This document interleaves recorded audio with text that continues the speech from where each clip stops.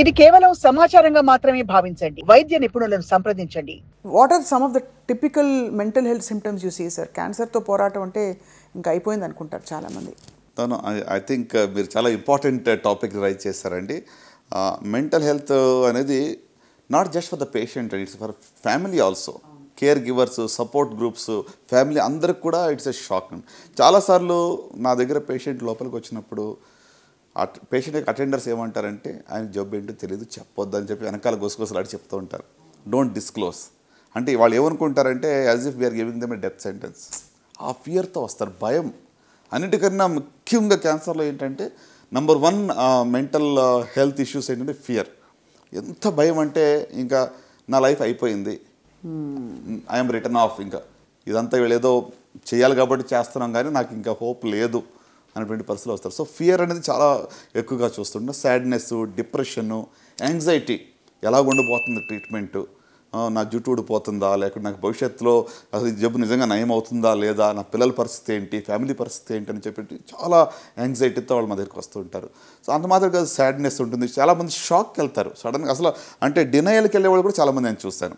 ఇది diagnosis correct కాదు, repeat చేయండి, మళ్ళీ బయాప్సీ చేయండి అని చెప్పి చాలామంది అడుగుతూ ఉంటారు. సో ఇట్లా వేరీడ్ ఫార్మ్స్ ఆఫ్ ప్రజెంటేషన్, భయంతో మొదలయ్యి యాంగ్జైటీతో ఉంటూ, లేక ఎంతో డిప్రెషన్ కానీ, లేకుంటే డినయల్ కానీ, లేకుంటే సమ్ కైండ్ ఆఫ్, అంటే వాళ్ళకి ఎట్లా అంటే sometimes it's mixed emotions వాళ్ళకి. అవును, అంటే కొంతమంది ధైర్యంగా ఉన్నట్టు ఉంటారు కానీ పైన outwardly they are acting as if they are very strong, but deep within they are very much scared. So అంటే ఒక అన్నోన్ ఫ్యూచర్, మనకు తెలియనటువంటి భవిష్యత్తు గురించి వాళ్ళు చాలా స్ట్రెస్కి లోనవుతూ ఉంటారు. సో ఇవి అంటే నిజంగా చెప్పాలంటే ఈ ఇష్యూస్ని పబ్లిక్గా మాట్లాడుకోవడం కూడా చాలా తక్కువ. Correct sir. People go through it, అందరూ దీన్ని అనుభవిస్తారు కానీ చెప్పుకోలేరు.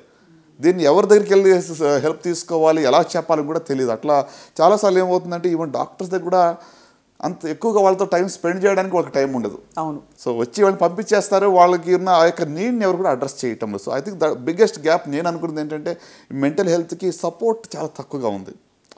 అంటే ఇప్పుడు కేర్ గివర్స్ కానివ్వండి, లేక డాక్టర్స్ కానివ్వండి, వాళ్ళు what they are going through అర్థం చేసుకుని కొంచెం వాళ్ళకి ధైర్యం చెప్పగలిగితే చాలా వరకు వాళ్ళకి తగ్గుతుందని అనుకుంటాను. మనకి ఏమన్నా ఫౌండేషన్ నెట్వర్క్స్ ఉంటాయా సార్ ఇలాగంటే సపోర్ట్ గ్రూప్స్ లాంటివి? అయ్యో డెఫినెట్లీ అండి. అంటే ఒకటండి, ఇప్పుడు ఈ స్ట్రెస్లో రావడము, లేక యాంగ్జైటీ, ఫియర్ రావడం అనేది సర్వసాధారణం. ఇది ఏదో వింతైన ప్రాబ్లం కాదు. మెంటల్ హెల్త్ డిస్టర్బెన్స్ అనేది మరి క్యాన్సర్ డయాగ్నోస్ వచ్చినప్పుడు ఖచ్చితంగా వస్తాయి. సో దీన్ని ఎలాగ మనం అధిగమించాలని చూస్తే నంబర్ 1 నేనేమనుకుంటానంటే ప్రొఫెషనల్ హెల్ప్ తీసుకోవాలి. సో నాకు ఈ భయంగా ఉంది, నాకు దీన్ని నేను ట్యాకల్ చేయలేకపోతున్నాను, నా ఎమోషన్స్ని నేను మరి కంట్రోల్ చేయలేకపోతున్నాను అని మనం ఒక ప్రొఫెషనల్ హెల్ప్ దగ్గరికి వెళ్ళడం మంచిది. ఒక కౌన్సిలర్ కానివ్వండి, లేక సైకాలజిస్ట్ కానివ్వండి, చాలామంది ఇప్పుడు ఈ రోజుల్లో అందుబాటులో ఉన్నారు, ఆన్లైన్లో కూడా మీరు తీసుకోవచ్చు కావాలంటే. సో అది ఒకటి. రెండోది మీరు అడిగారు, ఇప్పుడు ఇందాక చెప్పారు కదా సపోర్ట్ గ్రూప్స్, చాలా వాటికి ఇప్పుడు సపోర్ట్ గ్రూప్స్ కూడా ఉన్నాయి. బ్రెస్ట్ క్యాన్సర్ సర్వైవర్స్ గ్రూప్ ఉంది, లేకపోతే పీపుల్ అంటే మనకులాగానే వేరే ఇదే జబ్బు గుండా ప్రయాణం చేసిన వాళ్ళు ఇక స్టోరీస్ మనం వింటే మనకు ధైర్యం వస్తుంది. అవును, కరెక్ట్ సార్. సో కనుక అలాంటి గ్రూప్స్ చాలా ఉన్నాయండి. ఇప్పుడు ఈవెన్ మా యొక్క ఫౌండేషన్ ద్వారా కూడా వీఆర్ సపోర్టింగ్ సచ్ యాక్టివిటీస్ అనమాట. అంటే కొంతమంది సర్వైవర్సే ఒక గ్రూప్ లాగా వచ్చి వాళ్ళు ధైర్యం చెప్తున్నారు, ఎస్పెషల్లీ బ్రెస్ట్ క్యాన్సర్ సంబంధించి we have done in the past, ఇప్పుడు కూడా చేస్తున్నాం. అంటే వాళ్ళు ఏం చెప్తారు, పూర్తిగా నయం అవుతుంది, మనం నార్మల్ లైఫ్కి తిరిగి వస్తామనా? అంటే వాళ్ళు ఫస్ట్ థింగ్ ఏంటంటే ఈ యొక్క డయాగ్నోసిస్ గురించి మీరు అన్నెసరీగా స్ట్రెస్ అవ్వక. ఇప్పుడు ఫస్ట్ స్టేజ్ 1 డిసీజ్ ఉన్న వాళ్ళు కూడా ఇక రేపమ్మప్ప నేను వెళ్ళిపోతానన్న పరిస్థితులు భయపడుతూ ఉన్నారు. ఇట్స్ నాట్ నేను ఇప్పుడు ప్రతి క్యాన్సర్ 100% క్యూర్ చేస్తాము, నయం చేస్తామని I'm not give a wrong claim. Even ఇంత మంచి అడ్వాన్స్డ్ టెక్నాలజీ ఉన్నా కూడా స్టేజ్ మీదనే డిసీజ్ ఆధారపడి ఉంటుంది, అవుట్కమ్స్ ఆధారపడి ఉంటాయి. But at the same time మనం మేనేజ్ చేయగలిగింది, మనం నయం చేయగలిగింది కూడా నయం కాదు అనుకునేది ఎక్కువగా కనబడతా ఉంది. So I think we have to ట్యాకల్ that issue first అనమాట. సో అందుకు మీరు అన్నట్టుగా సపోర్ట్ గ్రూప్స్ చాలా హెల్ప్ఫుల్ అండి. ఇంకొకటి సపోర్ట్ గ్రూప్స్ అంటే ఇందులో చాలా వరకు ఏంటంటే మా ఇంటి పక్క వాళ్ళకి ఏమో తీసుకున్నారు, వాళ్ళకి జుట్టు ఊడిపోయింది, వాళ్ళు చాలా ఇబ్బంది పడ్డారు కాబట్టి నాకు ఆ బాధ వద్దు, ఇది కూడా ఉంటుంది. ఇది negative impact of somebody else's experience.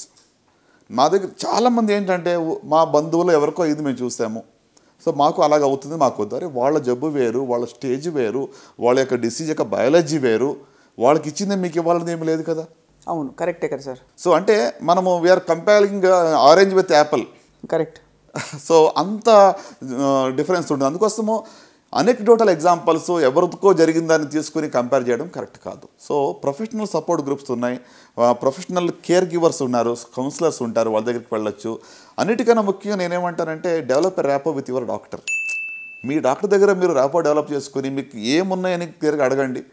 So it's okay to break down. నేనేమి మీరు బాధ ఇప్పుడు డయాగ్నోస్ విన్నప్పుడు స్ట్రెస్ వచ్చినప్పుడు లోపల దాచిపెట్టుకోండి, ఎక్స్ప్రెస్ చేయకండి అని చెప్పట్లేదు. It's okay to cry, it's okay to express, చెప్పొచ్చు, బాధపడవచ్చు. అంటే అలా చేయడం వల్ల కూడా మీరు కొంచెం ఫ్రీ అవుతారు.